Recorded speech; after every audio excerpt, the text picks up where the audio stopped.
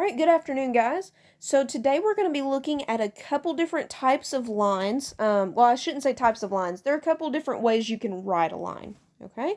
There are things that you've heard before, and you actually saw them a little bit in our last lecture, but now you're going to kind of get formally introduced to them. So just to remind you where we've been, okay? In this unit, we've talked about quadratic and square root functions. We've talked about cubic and cube root functions, absolute value, and linear functions. What we're doing, we started kind of in the last lecture, we're zooming in on linear, okay? We've talked about the real world scenarios where you can see linear. We're also going to look at, in this video and the next couple of videos, 3 different ways you can write the equation of a line. You can write it in standard form, slope-intercept, or point-slope. Okay, so example 1, what are the benefits of each form? So the first form that you see right here, this is called slope-intercept form. Here's what's nice about it, okay? One thing that's nice about it is you've seen it for several years now. It's y equals mx plus b. Okay, I'm sure you've heard your teacher say that before. Whatever number is with x is your slope. Whatever number is by itself is your y-intercept. So if I wanted a quick way to graph this line, here's what I would do. I would say 1 is the number by itself, so it's my y-intercept. So I would put a dot on the y-axis on 1. That 1/2 is my slope. It's my rise over run, or my average rate of change. So what that would tell me is I would rise 1 and go over 2, and there would be my next point, and boom, there's my line. That's all I would have to do. Now, here's the thing. If you don't like that, here's what you do. You make yourself a little table, and you pick a couple points, you plug them in and see what you get. Okay? That's another way to go about it. But you don't have to do that if you don't want to, because that equation is in slope-intercept form, there's a shortcut. However, if I go over to the second equation, I have a problem. It's not in slope-intercept form. It's in what is called standard form. So what do I have to do before I graph it? Well, I have to get y by itself. So if I'm taking 2x minus 4y equals negative 4, and I'm going to graph it, my first step is to get y by itself.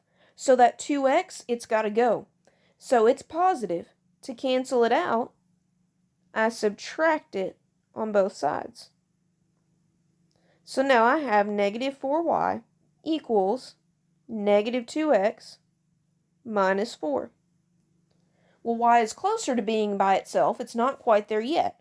What's step 2? Step 2 is I always divide by whatever is sitting with y. Well, in this case, that happens to be a negative 4.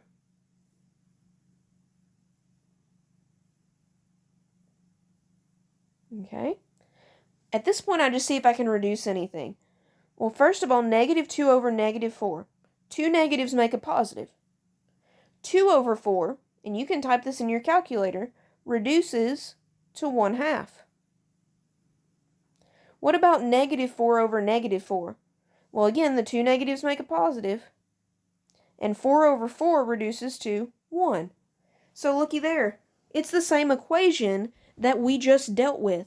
But look which one was much prettier. The first one I didn't really have to do any work. I could just look at it and know how to graph it. But if it's in standard form, if y is not by itself, you're going to have to get it by itself first. Because now I can look at this line and I can say, well, there's my y-intercept right there. It's by itself, 1. My rise over my run, or my slope, tells me that I go up 1 and over 2, and there's my next point on the line. And then I'm done. But again, here's the thing, guys. I want to remind you of this. If you ever forget how to do this, you can always, always, always plug in points to graph something. That will always work. Okay? Example 2. Graph both of these lines. And again, I can always plug in points. But on the first example, I can take a shortcut. This is in slope-intercept form. Y equals mx plus b form. Okay? The number by itself is my y-intercept. So in this equation, what number is by itself? Well, it's 5. So the first dot that I put is on 5 on the y-axis. Whatever number is with x is your slope. Well, in this equation, my number that's with x is a negative 2/3. If you see a negative, that means you go down. So this time I go down 2 and write 3.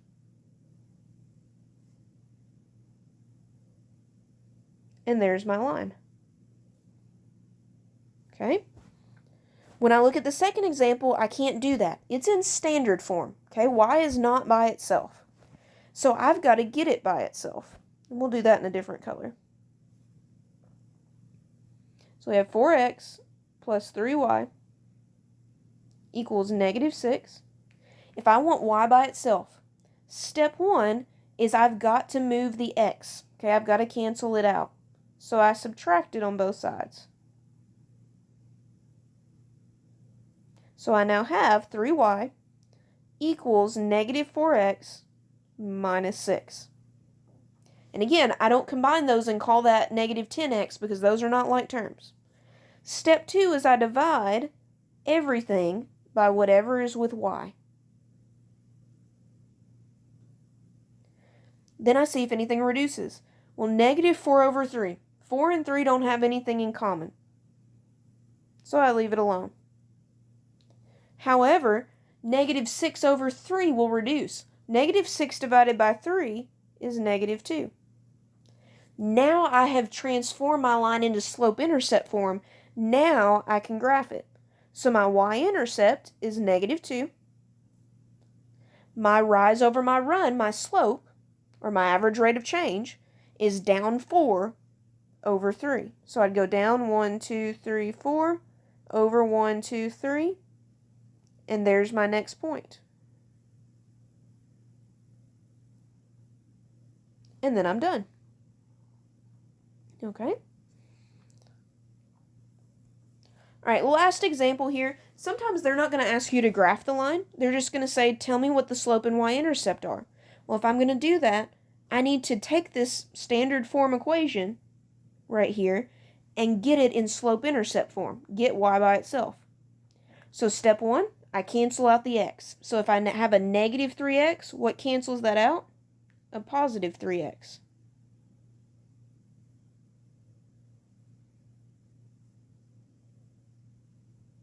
Okay, 3x plus 16. Then step 2 is always, if you can, to divide. And see if anything reduces. So 3 over negative 4 doesn't reduce, but it's not really proper to leave the negative in the bottom, so we'll put it out front. So negative 3 over 4, x. 16 over negative 4 will reduce. 16 divided by negative 4 is negative 4.